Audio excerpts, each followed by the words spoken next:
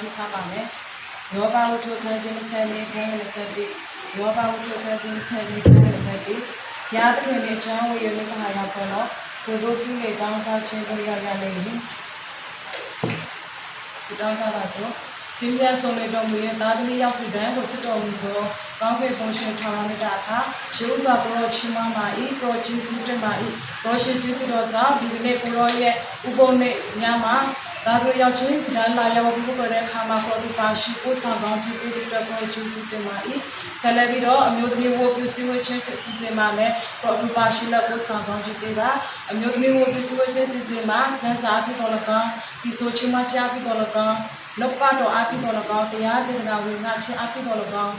la yaw bu ko yaw ta atwe to lagaw proshin ta tu pashi la ko sa gaung chi pe ba asa ni so pro tu pashi ko sa gaung chi pe ba ni cha bai do ta ke shi ya na ma na su taw sa ta na ba e amen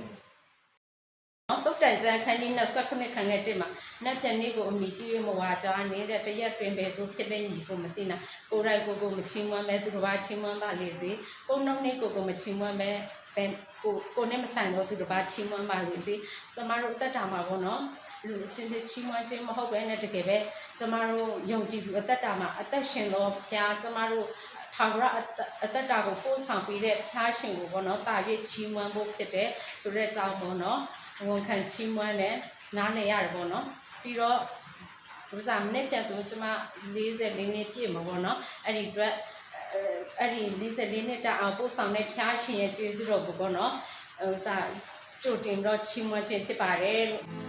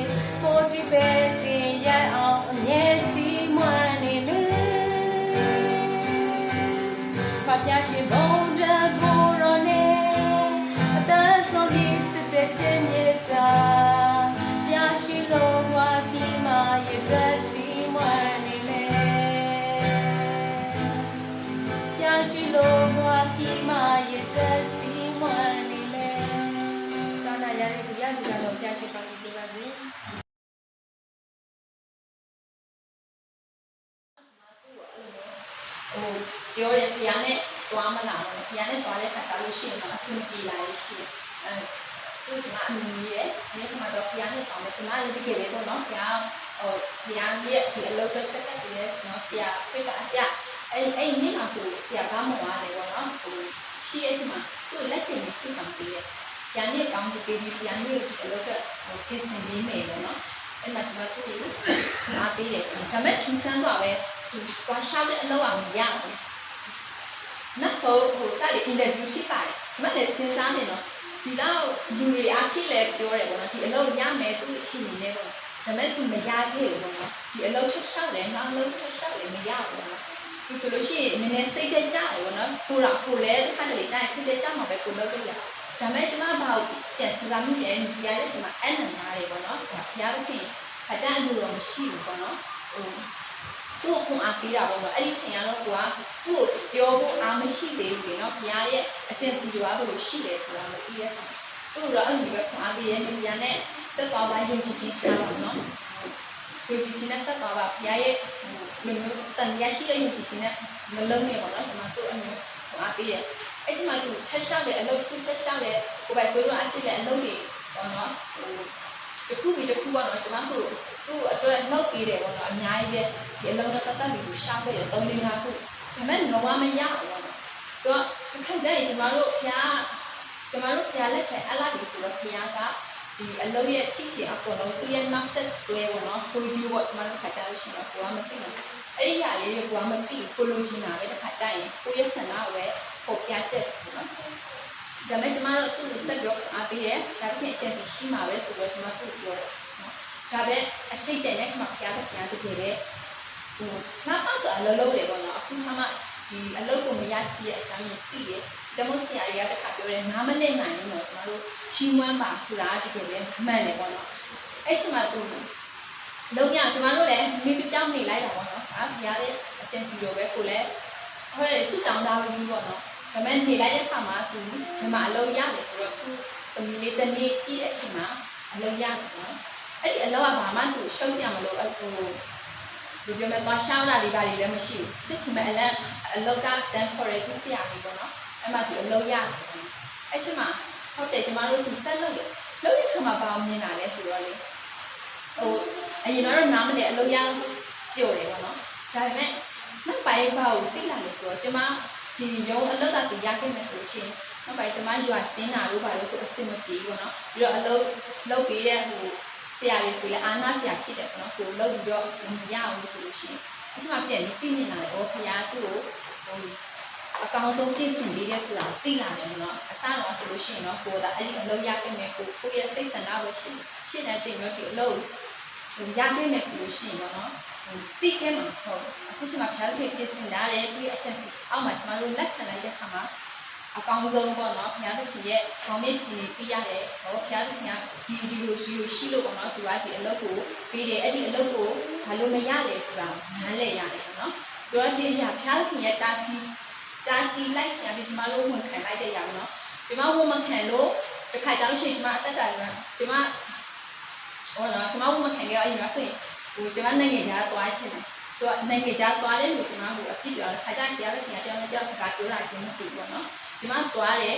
ဘုရားသခင်တားတယ်ကျွန်မရှစ်တိုးတယ်ပေါ့နော်ဒါမဲ့ကျွန်မရဲ့ဒီရမှရောက်ခဲ့တာလေဘုရားကိုအတွက်ပို့ပြီးသိရမှာနော်ကိုဒီအလုံးရရဲ့ကိုပြောမှာကိုအတွက်အဆင်ပြေမလားဘုရားကျွန်မတို့ရဲ့ဒီအသက်ရှင်တဲ့ဘုရားကလည်းကျွန်တော်တို့သိတယ်ကျွန်မရှစ်တိုးတယ်နောက်ဆုံးကျွန်မဟုတ်တယ်ကျွန်မရောက်ခဲ့တယ်ဒီမဲ့ကျွန်မမပြောဘူးနော်ကျွန်မလုပ်တဲ့အရာတွေကတဲတဲကြီးပုံဖြစ်တာပေါ့နော်နောက်ဆုံးကောင်းကြီးကကျွန်တော်တို့ဒီမှာပဲရှိတယ်ပေါ့နော်အဲ့ဒီမှာကျွန်မနားလေရတယ်ဆိုတော့ဒီနောက်တစ်ပတ်တော့အားဖြင့်ပေါ့နော်ကျွန်တော်တို့ကခက်တယ်ကြာရင်ဘုရားကစကားပြောတယ်ပေါ့နော်ဒီအရာလေးနော်အဲ့မှာဆရာပြောတဲ့ဒီနောက်ကပတ်တော့အားဖြင့်နော်ကျွန်တော်တို့ရဲ့ဒီလက်ရှိအသက်တာမှာလည်းပြင်တော့ဒီဆရာရဲ့ခါမှာအခုဆိုလို့ရှိရင်လည်းကျွန်မဘယ်လိုခံစားရလဲဆိုရင်ဒီလောဆယ်ပေါ့နော်ဒီငွေတွေအလုံးလုံးနေတယ်လုံးလုံးတဲ့ခါမှာသူအလုံးကတော့အဆင်ပြေတယ်ဒါပေမဲ့ဘာဆိုရရှိလဲဆိုတော့သူလုံးလုံးရင်းနဲ့အခုဆိုကျွန်မနားမလည်နိုင်ဘူးနော်အခုသူကဒီအလုံးကနေထွက်လိုက်တယ်ပေါ့နော်ထွက်ပြီးတော့ကျွန်မတို့အခုဆိုင်ကပြင်ဆိုင်ခွင့်နေကျွန်မတို့ဒါဒီအလုံးကိုဆိုင်ကပြင်ဆိုင်မခွင့်မနဲ့ဒီလုံးဆက်လုံးနေမယ်ဆိုအခုဒီသူဆရာတွေသူဖုန်းပြတဲ့အခါမှာသူဆရာ ဘာကောင်းသွားတော့မှာပေါ့နော်အလုပ်တော့ရှိတယ်ပတ်စံမရဘူးနော်အဲ့လိုမျိုးအခက်ခဲလေးဆိုရင်တောင်းရင်လည်းအဆင်မပြေဘူးအဲ့ဒီမှာကျွန်မနားမလဲနိုင်တော့အခုမှကျွန်မပြန်ပြီးတော့ချီးမွမ်းတက်လာဟောသူကအဲ့လိုမျိုးပဲဆက်လုံးနေမယ်သူတွားနေမယ်ဆိုရင်ဘယ်သူစီရလို့ဖြစ်မှာပဲပေါ့နော်မဖျားခင်ကဟိုတင်းနေတဲ့အတွက်ပေါ့နော်ကျွန်မတို့ဘယ်လိုတားဆီးလဲဆိုတော့ကျွန်မဆိုင်ကဆုံးရှုံးသွားတယ်ပေါ့နော်အဲ့လိုမျိုးဒါပေမဲ့အဲ့ဒီဆုံးရှုံးခြင်းကနေဒီလုံနေအောင်ပေါ့နော်လုံချိခဲ့တယ်ပေါ့အဲ့ဒီရောက်တယ်ကျွန်မကျေးဇူးတော်ချီးမွမ်းပါတယ်ဘုရားသခင်ကကျွန်တော်တို့ပေါ့နော်ဘုရားရဲ့သားသမီးဖြစ်တဲ့အတွက်ကျွန်တော်တို့အကုန်လုံးပေါ့နော်ဒီနောက်ကပတ်တော်အားဖြင့်ပေါ့နော်ဒီဝါပြီးတယ်ကျွန်တော်တို့ဒီအရာအားဖြင့်နော်သိမြင်ချင်းတိခွင့်ရတယ်ပေါ့နော်ဒီကျွန်တော်တို့နောက်ကပတ်တော်နားထောင်နေနောက်တစ်ခုစင်ကျင်နေဟိုအရင်ကဆိုကျွန်မပြောမယ်စင်ကျင်ဖို့ဟိုအားကြီးကိုမသိဘူးပေါ့နော်ဒါပေမဲ့အခုကဒီရောပြားမစားတယ်ကျွန်မလည်းဟိုဖိတ်တယ်ပေါ့နော်နားလေတဲ့နေနေပညာပြီးပါအဲ့ဒီຢာကြီးကျွန်မသူအခုဆိုရင်ဟိုတိဆောက်တက်လာပေါ့နော်ကိုရအတ္တဘုရားသခင်ကဘယ်လိုမျိုးဒီနောက်ကပတ်တော်အဖြစ်ဆိုလဲကျွန်မအရင်ခွန်အရတယ်ပေါ့နော်အခုဆိုရင်လည်းကျွန်မဝန်ခံတဲ့ဒီကအတွက်လည်းဟိုကျွန်မရောင်းဖို့ပေါ့နော်ပထမဆုံးဒါပေမဲ့ကျေးဇူးတော်ပဲပေါ့နော်ဘုရားကရောင်းခွင့်မပေးတယ်လို့ရောင်းဒီခါကျကျွန်မရောင်းမယ်လို့ပြောရင်လည်းဟိုဘုရားကအမြဲတမ်းတားဆီးတယ်ပေါ့နော်မရောင်းရဖို့အတွက်အဲ့ဒီຢာလည်းကျွန်မပြန်စဉ်းစားပေါ့နော်ဒီကျွန်မလည်းစိတ်ချင်တဲ့ဒီနောက်ကပတ်တော်ကျွန်မကိုဘုရားစကားပြောတယ်ပေါ့နော်ကျွန်တော်တို့ဒီခါကျလည်းကြုံတွေ့ရမှာနော်ရှင်းကျွန်မအဲ့လိုအရာလေးတွေပေါ့နော်ကျွန်တော်တို့ဒီစောက်ရတဲ့အခွင့်ပေါ့နော်ဘုရားလည်းခင်ပြီးရဆိုတာပေါ့နော်တွေ့ရတယ်ဒီနေ့ကျွန်တော်တို့မိတ္တဟာရလာဖက်တယ်ကျွန်တော်ပြောင်းနေပြောင်းပေါ့နော်တချို့စကားလေးတွေကလည်းဆိုဒီစောက်ရလေးချစ်တယ်ကျွန်တော်တို့ဟိုအားရတယ်ပေါ့နော်ဒါဆိုရင်ကျေးဇူးတော်ချီးမွမ်းတယ်ကျွန်တော်တို့လာချင်းရဟုတ်ပြောမယ်အလဟာတောင်းဖြစ်ပေါ့နော်ကျွန်တော်တို့အတွက်ဒီခွန်အားကြီးစရာတွေအများကြီးဖြစ်တယ်ကျွန်မစိတ်ဝင်လေးပြောတယ်ဒီကိုကျွန်မပြန်ရောက်လာမှကျွန်မစိတ်ပုံမှန်ဖြစ်သွားတယ်ပေါ့နော်အရင်ကစိတ်ဟိုကြည်ကွဲနေသလားဘယ်လိုလဲမသိခံစားမတတ်ဘူးပြောရမယ်ဆိုတော့အသေးကွဲပေါ့နော်အခုဒီကိုပြန်ရောက်မှနေတကယ်ပဲလေအဲငါပုံမှန်ဖြစ်သွားပြီလို့ကျွန်မသူ့ပြောတယ်လေဒါပေမဲ့အဲ့ဒီပြောရှင်ခြင်းကဘယ်လိုပြောမလဲဒီမျိုးလေထီပေါလို့အရန်ပြောတာမျိုးဟုတ်ကလားဒီကေဘူးလေစိတ်တယ်မှာဒီကေပုံမှန်ပြန်ဖြစ်သွားပြီပေါ့နော်ဒီမှာရှိရအော်ဒီကိုမမနဲ့အဲ့ဒါကျွန်မ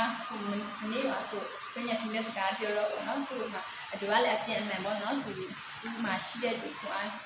တရားနဲ့တရားပေါ့နော်ဒီစောင့်စစ်ဖြစ်စီရပေါ့နော်ဒီຢာလေးကိုအားရပြီးတော့ဘယ်တော့ပုံရတဲ့အကြောင်းပြောရင်တော့အဲ့ဒီအကြောင်းတင်ကျေးဇူးတော်ချီးမွမ်းနေပါလားဒီမှာစိုးရိမ်နေပြီသွားတဲ့အခါမှာအတော်ရဲပေါ့ကျွန်မလည်းချစ်ချင်ပဲအဲ့တော့စုံစမ်းမှဖြစ်ချင်းနေဆရာတရားရဲ့ခါအဲ့ဒါအတော်ဆရာတော့ပြောတဲ့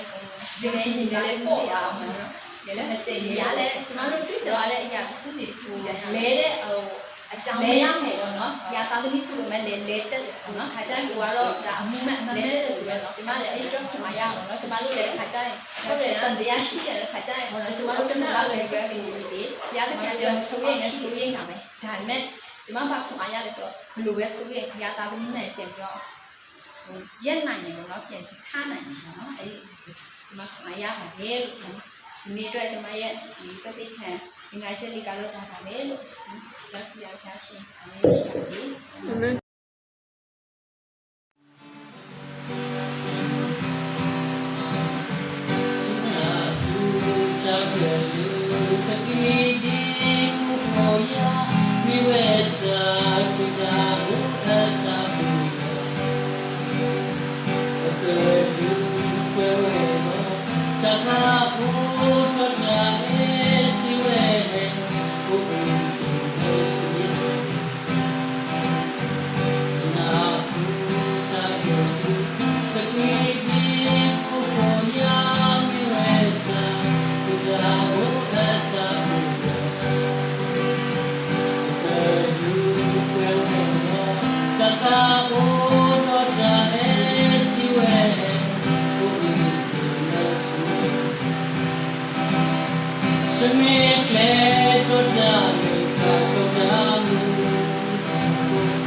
Hello,